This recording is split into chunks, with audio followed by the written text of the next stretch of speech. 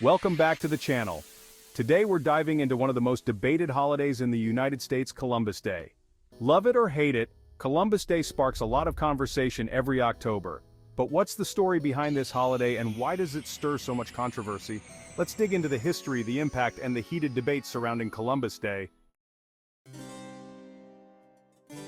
Let's start by looking at how Columbus Day came to be and why we celebrate it.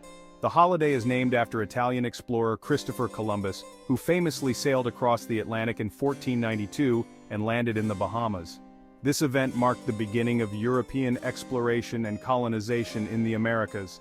Columbus Day was first celebrated in the late 19th century, thanks to Italian-American communities who saw Columbus as a symbol of pride and heritage. In 1937, President Franklin D. Roosevelt made Columbus Day a federal holiday, honoring the spirit of exploration and discovery.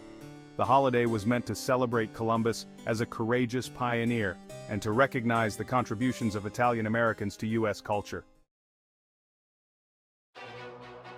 But not everyone views Columbus as a hero. In fact, in recent decades, Columbus Day has become one of the most controversial holidays in the U.S.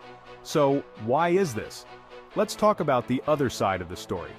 While Columbus is often credited with discovering America, many argue that he also represents the dark side of colonization. Columbus's arrival led to the exploitation, forced labor, and suffering of indigenous people in the Caribbean and beyond. Historical accounts reveal that Columbus and his men enslaved and mistreated the native populations, and the diseases brought by Europeans led to massive population declines. For many Native American communities, Columbus Day is a painful reminder of the beginning of centuries of oppression. This has led to a push for changing Columbus Day to Indigenous Peoples Day in many parts of the country, honoring the history, culture, and resilience of indigenous communities instead. Today, several states, including California, Oregon, and New Mexico, officially recognize Indigenous Peoples Day instead of, or alongside, Columbus Day. This movement has gained momentum over the past few years as more people become aware of the full history behind Columbus's arrival. Indigenous Peoples Day is more than just an alternative name for a holiday. It's a celebration of indigenous culture, resilience, and contributions. It encourages us to acknowledge the complex history of the Americas and to recognize the voices of those who lived here long before European settlers arrived.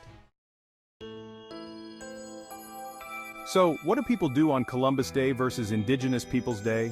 Traditionally, Columbus Day has been marked by parades, especially in Italian-American communities, as a way to celebrate heritage and pride.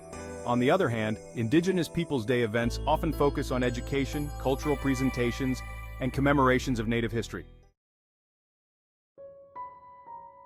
Despite the growing recognition of Indigenous Peoples Day, the debate over Columbus Day isn't likely to disappear anytime soon.